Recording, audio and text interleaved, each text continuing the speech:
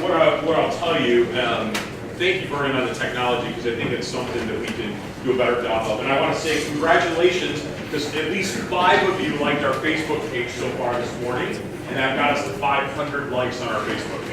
Which I'm not a big, like is not everything. I know a lot of people talk about likes, engagement's a little more important, but that's the start. So, and I looked on there, I think we've had about 20 tweets already this morning. Granted, Lindsay owns a few of those, so I'd like to see a few more tweets too, but you guys are doing good. So now what we're doing is we're kind of moving, there's so much awesome stuff going on in the district, and everybody, I gotta be honest, everybody wants to present, and everybody has great information to share. So what we've tried to do is, tailor the morning piece to more of a action. You can take something with you, and this last chunk here is kind of, we're calling it happened one day, a day in the trenches. Kind of, this is the stuff that's going on right now in our district, in our clubs, that's important, that's exciting. Some of it's stuff you can get involved with, some of it's just stuff for you to know. It might be something you want to take back. So all of these, this next chunk are all 5 to 10 minutes presentations that are going to be talking about a particular issue or a particular thing that we're doing. So our first individual is Grace Morrison. Dr. Grace Morrison is a retired OBGYN physician and Topeka native. She has been a Rotarian since 2012 and has served on the board of directors for over 5 years, serving as president in 2017-18. She has loved music since a very young age, studying piano from age 5 through the end of college. And she continues to participate in choirs and has had 11 years of vocal training. She's done many solo performances, including with the Topeka Symphony Orchestra. She's very active as a community volunteer, serving on the boards of the Topeka Community Foundation, Rotary, Civic Theater, and some others. She has been involved on stage at the Topeka Civic Theater and is currently in rehearsal for her 11th show, Steel Magnolias, which runs in September. So if you'd like to see her on stage. Over the years, she's played quirky roles, such as housekeeper at Dr. Frankenstein's castle, a trailer park manager, a toothless mother of 6 trying to win a truck, a chimney sweep, and a dead French courtesan. She's married to Rotarian Dr. Mike Morrison, has 3 daughters, 5 grandchildren, including twin boys. And I'll tell you what I think is the most interesting part is when her flash drive up here, I had to look at the different things she had, and one was about, let's see here, there's one, the top one is an anatomy lecture, and I don't think you guys want that. The one right above Rotary membership categories is something about an OBGYN presentation, and I thought we'd skip that today too. So I've never had somebody have such a wide variety up there along with Rotary. Don't miss the barriers to intimacy, that's up there too. Oh, that's one people here waiting to hear.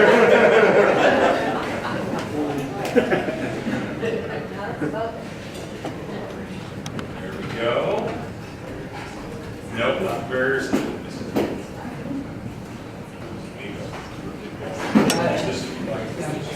Thank you, Jason. I want to start by saying what I'm going to talk about today did not just happen in one day. We're going to talk about some new membership categories that our club developed, and the whole conversation started well over a year ago.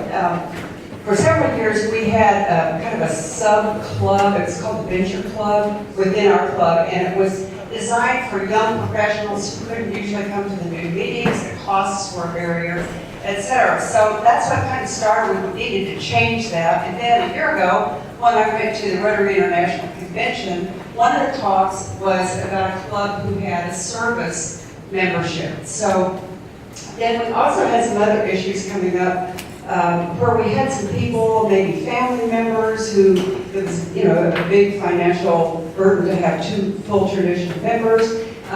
We had businesses we wanted to incorporate. So over, say, the first 6 months of this last Rotary year, we discussed how we would change our membership categories, particularly since Rotary International was encouraging a lot of different ways to bring members in and to meet the needs of today. So we came up, in addition to the traditional membership with quarterly dues and free paid meals, we came up with 3 new membership categories. And I will tell you, these have been very successful in our club. We really just launched these, I think, in maybe March, April, May, something around there. And since that time, We have 2 new business members. We have 2 community service members, and at least one of them is here today. And we have over 10 family members have joined. I know there are at least a couple of us here today.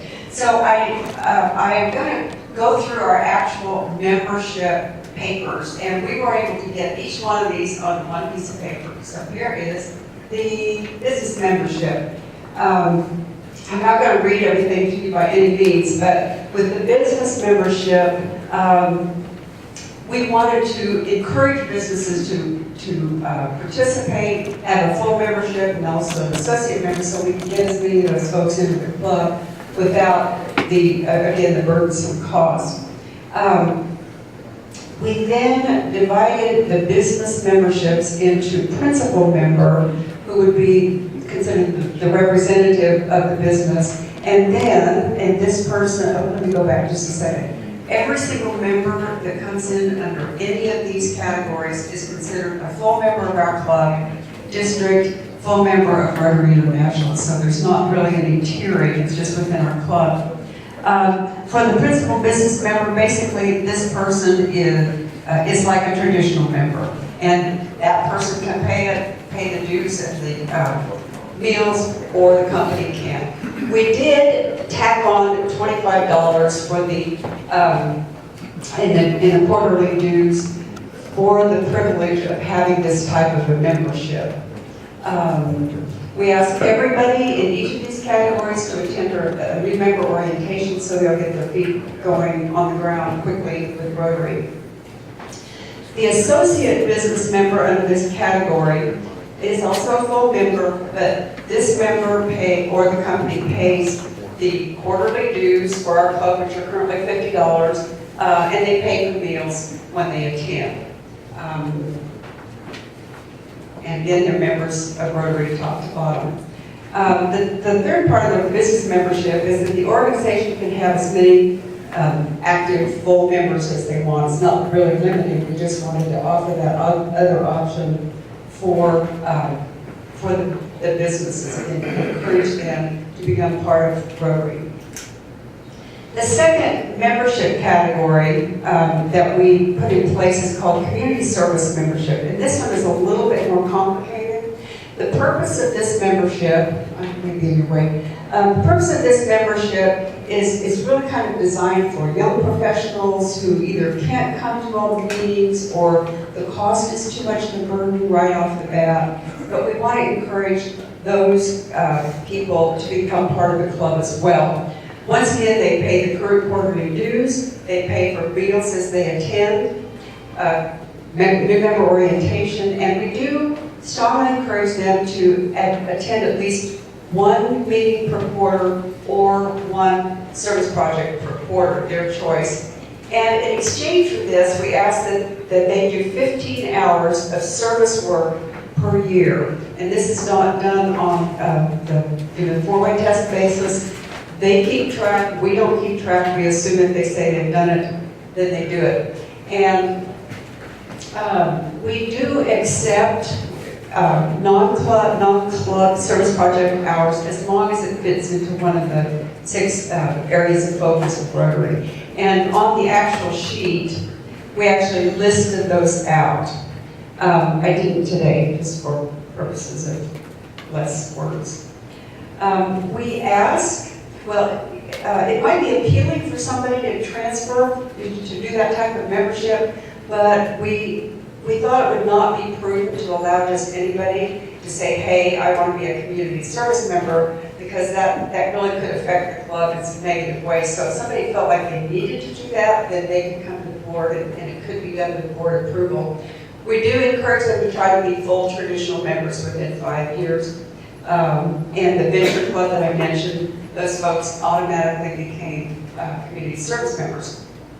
And the one thing that we did is a little bit different on this, is because we were aiming this more toward young professionals, and most of us know that young professionals are interested not in joining for life and signing, to get that gold watch at the end. They are interested in making a difference, having a reason, a specific purpose, and know that what they are doing is of value. So at the bottom of the one sheet for the community service membership, we added some points of the value of Rotary. And we all know those. We're Rotarians, so I'll read them to you. But we felt that these were very useful to potential prospective members in the community service category.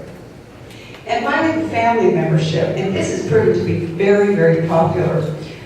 We have some folks, like we've got a couple people here today who have attended as guests a number of times. They were family or under the same roof, and they kind of wanted to be a member, but it was kind of expensive to do that. They couldn't come all the time. So we created the family membership category.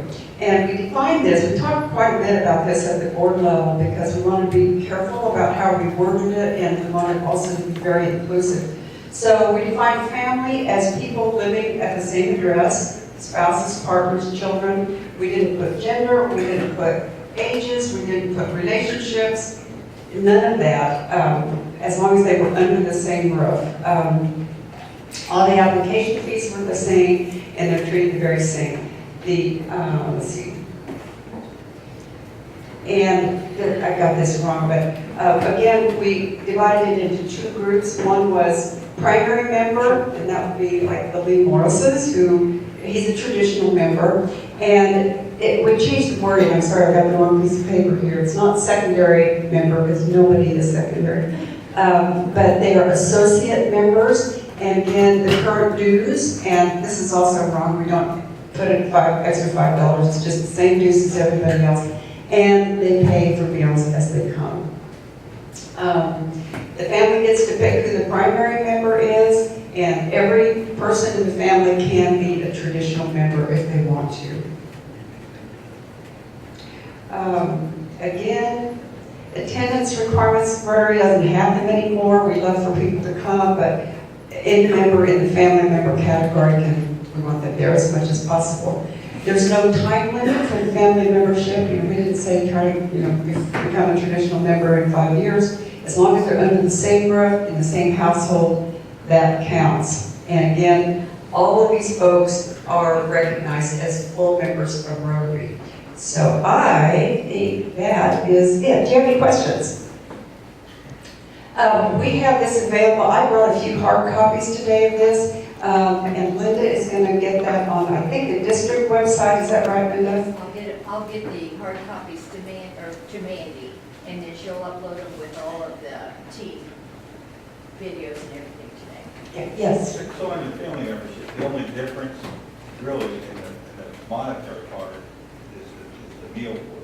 That's right. He said that the only difference in family is there is a traditional member who pays meals and dues in advance, and the associate family member pays all the dues and meals as they come.